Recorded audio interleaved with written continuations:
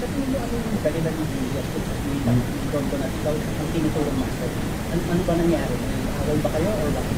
Well, ang ano talaga nito, ang punot dulo talaga nito, pera. Lahat ng grupo namin tinatawagan nila eh. Kapareho kagabi lang to, may tumawag sa isang kasama namin na sa group namin. Mayroon kami sa group A, group B. Tapos gano'n eh.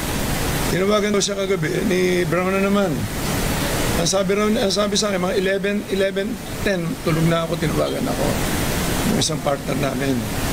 Sabi gano'n, tulungan daw si Don kasi tatakas na. Bigyan na lang daw ng pera. Yun ang sinabi niya kagabi. So, lahat tinatawagan. Si Gretchen, tinatawagan. Sinasama na si Gretchen. Humihingi nung time na umihingi ng pangkampanya yung asawa. Tapos tinawagan din ni Brown. Kinausap din ni Don. Tapos humihingi ng papanganak. Ang dami sinasabi. Nung binlak siya, kasama na naman sa kawalangyaan na sinasabi niya. So, ang grupo namin, nag-extort eh. Akala yata niya, pagkatapos yung magsalita na kung ano-ano kalokohan, pwede na lang siyang biglang aalis pag nakuha niya ang pera eh. Yun ang problema eh. What is your message dun sa mga families ng missing Saboneros na apparently galit na sa inyo kasi kayo yung tinuturong master? Anong message nyo sa kanila? Malalaman nyo rin na totoo. Siguro sa pag-iimbista niya, may lalabas na totoo dyan. Wala kami kinalaman lahat dyan. Pareho, uulitin ko nga, sinasabi ko, lahat ng grupo namin, mga disenteng tao yan. Ang hilig lang namin, sabong lang. Ngayon, kailangan lang namin proteksyonan na sarili namin yun talaga. Kaya wala na akong kailangan ng ano eh. Ngayon, hindi ko na kailangan paliwanag kung ano, hindi namin alam kung ano nangyari talaga dyan eh. Kaya lang, siyempre, masyado na kami bugbog. Kailangan na kami lumabas. Kailangan kami lumaban eh. Consistency. Si Brown, Group B si Brown. Sila talagang pareho sila na si Bisaya, Rosan. Hindi, malalaman nyo rin in the future sa investigasyon kung anong papel ni Brown sa kanila. Pero sir, saan kailangan mag-offer po sila ng ganong presyo sa inyo? Or kapatid ba ng pagkakanta? Bakit po sa totohanan po na? Isa-isa tinatawagan nila, hinihingan nila ng pera. Sa akin, ang sinabi sa akin ni Brown, para maayos daw yan, bigyan ko ng 300 million. Kaya namura ko, doon nagsimula. As early as February, bago siya mag-file, bago siya gumawa ng affidavit. May mga telephone may telephone call kami dito eh. Actually, mapapatunayan ko sa inyo yan in the future. Depende sa kaso kasi, na talagang sila ang nakikiusap talaga na nag-extort talaga. Namura ko si Brown dahil hinihingan ako ng 300 million para ibigay daw. Para wag daw ko idamay doon sa kaso nila. Kasi sila ang may kaso, hindi naman ako eh. Anong pangalan ni Brown? Alan Bantiles. Sir, sa madaling salita, hindi kayo nabigay sa kanilang mga hindi pera. Hindi nga ako, tumulong ako kay Don nung eleksyon. Dahil humingi ng to, pag hindi mo tinulungan, ang dami sinasabi na kung ano-ano eh. Ngayon, nire-record niya, nire-record doon nila kung usapan namin. Pag hindi mo sinabayan yung pagsasalita nila, nambablockmail.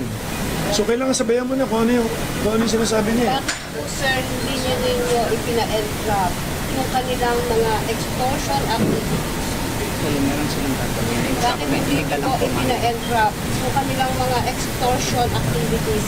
Hindi ko kasi alam na aabot sa ganito ang problema kasi hindi naman kami mga salbahin tao na magpapahamak ako ng mga tao. Hindi ko kasi ugali yun eh. Kung kaya ko isolve sa sarili ko, isosolve ko. Kung konting pera lang, katulad yan, eleksyon, humingi siya na mag-eleksyon. Yun pala naman, meron na siyang, tingnan yung kalokohan na yan. As early as February 22, nung hindi ako pumayag, tuloy-tuloy pa ang usapan namin. Nung eleksyon, humingi pa siya ng 12 million, binigyan ko pa ng 12 million. May mga resibo ko dyan, dineposit namin sa account nila. Ano klase extortion yan? Mayor. Ng Borobo, ng Surigao at May idea kayo kung sino nagkalibaran? Wala, hindi ko masabi kung sino nasali, pero hindi ko masabi kung anong pinagagawa niya. Sir, Pero po sa pera, may nakikita ba kayong anggulo na dahil po sa politika kaya kayo kinagat? Wala naman ako sa politika, hindi ako nakikita sa politika. Hindi ko alam kung sino nasa likod niya. Siguro, sa pag-iimbestiga din na lang ng mga pulis siguro, makikita nila ko ang punot dulo niya kung ano yan. Hansikin nyo na lang, yung background ni Don na lang. Pero Kung sir, anong may klase. kalaban po ba kayo mas malaki na dyan sa darangan ng negosyo na po? Na baka nasa likod? No comment ako niya sa kanya sa negosyo kasi negosyo.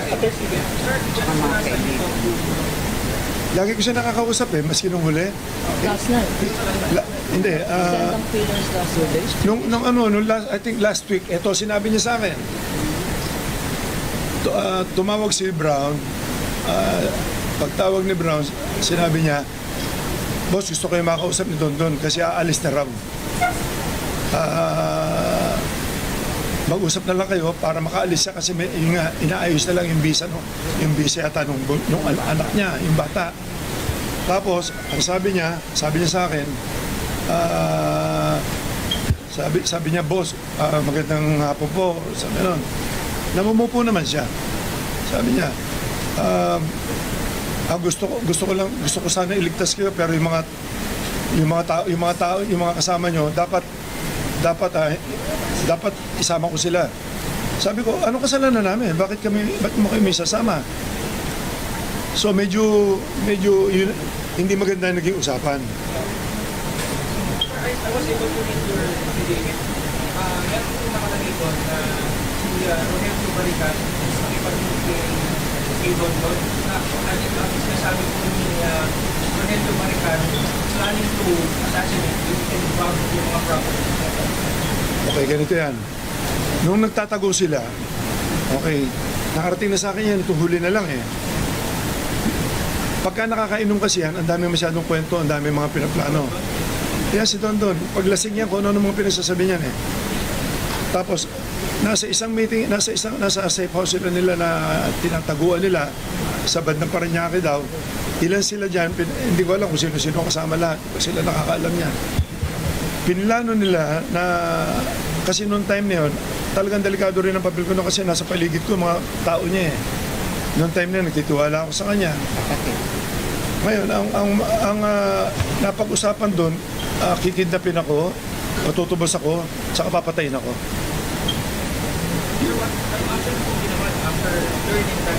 Dito huli ko lang nalaman Sir, kanina po, you mentioned na tinatawagan na happy to yung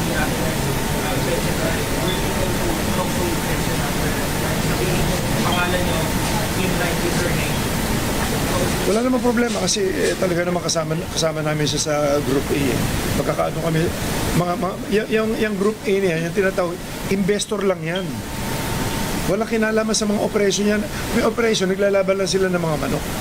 Walang kinalaman. Yung sinasabi nila sila, Eric, ako, si Gretchen, si Gretchen, nakita nyo, bumibitaw lang naman ng kumisa-misa niya para sa marketing lang yan, para maraming tumaya. Kapag sila Celso Salazar, ang negosyo niyan, poste. Ano walang masamang record yung tao. Paano naman makakasama sa mga ganyan kalokohan yan na sinasabi? Level ng relationship mo po ni Kuya Cuenca, umabot ng ubas na parang yung close, sharing secrets, ang level po Naging trust kasi sobrang kumitiwala sa mga tao. Ang trabaho ni Julie sa amin, siya nag-aasikaso ng mga properties namin. Pag may tinatayo yung mga buildings o siya rin nag-aasikaso farm, yung malilita, mga bahay, mabilis siya magtrabaho. Kaya nagtiwala ako sa kanya. Hindi ko alam ang mga record niya na mayroon pala sa mga murder case, may mga hold up, may pinatay pa rin ng mga pulis yata sa Caloocan. Can I speak to that? Yung issue, no? Kasi dapat malaman natin sino ang whistleblower na to. Sino ang nag-proclaim sa sarili niya na gusto niya mag-testify. Sino ang Don na yan? Ang Don na yan, kasi kami namang mga abogado, hindi naman kami tatanggap ng kaso pag hindi kami nag-due diligence. Nakita namin na ang Don na to ay criminal. He has 3 criminal cases. He started sa isang security company na tinanggal siya dahil sa sexual harassment. No? May nag-complain ng sexual harassment. Tapos nakita pa namin sa due diligence namin na noong January 2020, merong nag-file ng information for frustrated murder. Ito, against yung whistleblower na yan sa RTC Morong Rizal. Isang kaso yun, no? Frustrated murder. Meron pa siyang charge for murder and multiple frustrated murder in Taytay Rizal, final noong March 2019. Nakita rin namin na noong July 2019, ang Metrobank mismo, Metropolitan Bank and Trust Company mismo, ang nag-file ng isang kaso for robbery. Robbery with threat and intimidation, physical injuries, and grave threats. So, tignan natin, credible ba itong whistleblower na to? Kanya, nandito si Atong Ang, na rini-represent po namin para tulungan. Ang objective po natin ay tulungan natin na na lumabas ang katotohanan. Because ngayon, ang lead lang ng Secretary of Justice at ng police authorities ay isang statement na hindi naman totoo. So, our objective here really is to help. Sabi nga ni Sir Atong Ang, nandito pa kami para ilabas ang katotohanan because baka mag-follow ng false leads ang SOJ. Wala na namang mangyayari sa kasong ito. Isipin natin yung mga families ng victims na hanggang ngayon hindi pa nakikita. Isipin natin ilang taon na yan, more than 4 years. Kailangan malaman ang katotohanan. Sino itong whistleblower? Kagaya ng sinabi ni Sir Atong, siya po ang directly responsible. He was a farm manager na binigyan ng full trust and confidence. Siya yung in charge ng operations. Tatlo yan, sa Batangas, sa Laguna, at sa Manila. Siya po ang nag-hire ng mga tao. Siya ang nagko-construct ng mga building. Siya ang nagme-maintain ng property. At doon niya naisip na gumawa ng illegal na activities. Kanya yumaman yan.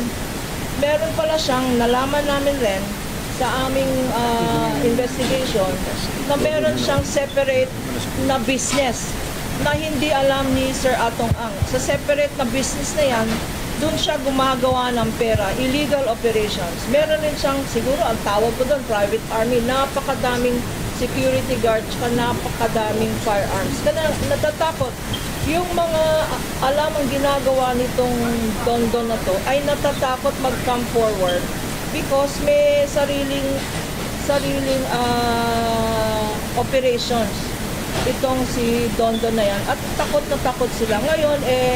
Ngayon na sabi ni Secretary of Justice that he will help in bringing out the truth, ganun ang mangyayari. No? We will fully cooperate with the Secretary of Justice, with the investigating officers, and with the Supreme Court yung darating na doon. Attorney, question from GMA News. Kung possibility na siya gawing state witness, what are your thoughts about this? Kung siya gawing state witness? Sa definition ng state witness, dapat person who is the least guilty. Sa RTC Manila na lima ang akusado. Six ang akusado including him. Siya ang pinaka-guilty doon. Because siya ang directly in charge ng operation. Siya ang may direct participation sa crimes na charge sa RTC Manila. No? So, even in the definition of a state witness or a whistleblower, he cannot qualify as a whistleblower because he appears to be the most guilty. Follow-up na sa Sir, kung kayo pong target ito sa tungkol, bakit po sa nilamay niya ba? Yung iba pong mga tao, pangalabas na mga celebrity, yung mga sa ito, kung may po ang pinakatarget ito? Extortion. Dahil nga sa extortion, tinatawagan nila isa-isa. Ang hindi magbibigay, yun ang sasabihin niyang pangalan. Yung originally, sinasabi niya parang 15, 16, 17. Ngayon, 4 na lang kami. Hindi ko alam kung ano yan.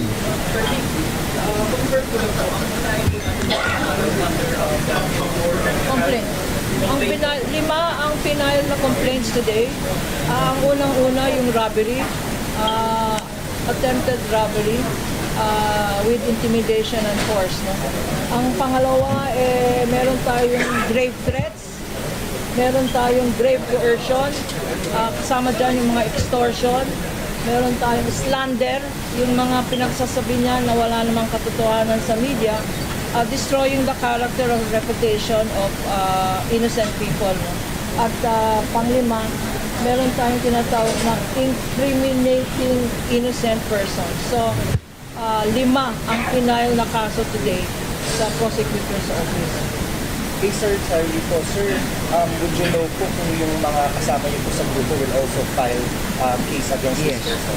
Well, magpa-file, I think lahat ng mination yung pangalan. Para nila Engineer Salazar, sila Mr. Eric De La Rosa, I think si Gretchen, magpa-file sila ng kaso siyempre.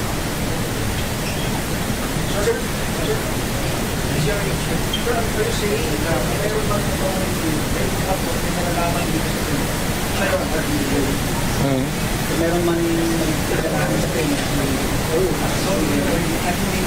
Wala. Basta yung side namin, wala kaming nalalaman. Hindi ko alam si Julie, si Don, kung ano maging resulta ng investigasyon, wala akong masasabi dyan. Sir, from Bob Radio, sir, yung kumaya parang diversionary tactics ko yung doon na vlog siya yung kaya kayo pinutulog. Well, ang basa ko sa kay Don, tingin ko talaga makitid ang utak niya. I think pera-pera lang talaga habol niya. Isipin mo sinasabi niya pati kagabi. Bigyan siya ng pera kasi tatakbo na raw. Baka akala niya, yung ginawa niya, pwede niyang takbuhan lang bigla. Hindi ganun eh. Kasi sanay naman yata sa kumuha ng pera, tumakbo eh. Hindi ko alam ang background niyan eh. Sir, tama po, tama po yung sinabi. After niya labas ng state of the events, hinihan niya ng pera. Tama po. Since February pa. February pa siya humihingi. Nalaman ko na mayroon siyang affidavit na ganyan. Parang mga mayor eh. Tapos nalaman ko kasi umiikot yung affidavit niya, nag-leak eh. So just to clarify, sir, wala kayong inutos sa kanyang gumawa ng Of course, hindi. At siya lang yung maaaring gumawa ng mga criminal activity tatapos. Well, hindi ko masabi. Tingnan mo, sinabi niya sa akin, gusto niya umalis na. Sinabi niya sa akin, mas kinuhuli. Maayos na lang daw niya, makumpleto niya lahat. Sinasabi niya Portugal, sinasabi niya US. Hindi ba niya naisip ang dami niyang ginawa rito? Pwede ba pumirma na lang siya magre-recant lang siya? Siyempre, kakasuhan din siya ng mga perjury kung ano-ano. Hindi niya naiisip yun eh. So you would ask for departure order against him para hindi makalabas? Well, hindi ko alam. Ang government na ang bahala dyan. Kung ano man ang lumabas sa investigasyon nila. In your part, sir, ngayon lang tayo na kayo ng kaso laban. You ask the court to out for departure. Well, kung pwede. Mas okay yun. Yes. Sinabi na po Malacanang kahapon. Kasi bigyan po ay interesado dito sa kaso ng missing sa Bumeros. Para po mamalabas na rin yung katotohanan. Pero sa iyo, sir, kanina sinabi mo na wala kang alam. What you feeling para kung ano man po yung kung meron o wala, pwede kayong ng DA po kaya yung ano po, yung importante siyempre, yung sinabi ng Malacanang na para malaman yung buong katotohanan. Kasi prominent figure po kayo sa word ng sabong. First, kaya naman ako naandito. Yun na yun eh. Nakikipag-cooperate na nga ako. Sinasabi ko lahat. Kung ano yung nalalaman ko. Kung ano yung abot lang ng isip ko. May sabihin ko yung mga hindi ko alam na ganyan. Kaya tatanong niya ako about the case kung ano nangyari dyan sa mga ano. Hindi ko alam yun. Yung nalalaman. Nalalaman ko. Wala kami. So, ibig sabihin ko, tama naman yung sinabi ng ating presidente na kailangan malaman ng katotohanan. Kaya lumabas na ako kasi kung lagi pakikinggan siya na siya, baka lahat kami guilty na. So, i-repeat ko lang na the reason na nandito kami and the reason we filed the case is because number one, for the truth to come out. Number two, to affirm that Atong Ang and the members of this the investors group are willing to cooperate with government with government that includes the President, that includes the Supreme Court, and it includes the Secretary of Justice and all the personnel, no? To come out with the truth. We are on the side of justice here. We are on the side of the families who lost their loved ones, who up to now do not know kung saan ang kanilang mga kapamilya, no, kamag-anak. No. So sana sa mabibigay namin ng ebidensya sa complaint na to, because meron mga affidavits dito, no. Sana mabasa rin ng gobyerno, and we will furnish them a copy so that sundan nila yung mga leads. Hindi lang isang lead lang na false pa and misleading.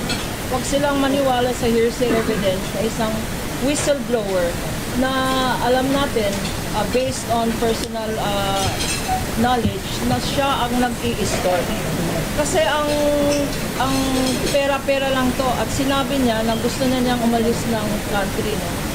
Ang pag inosente ka na tao, gusto mong harapin ang kaso para maklear ang pangalan mo.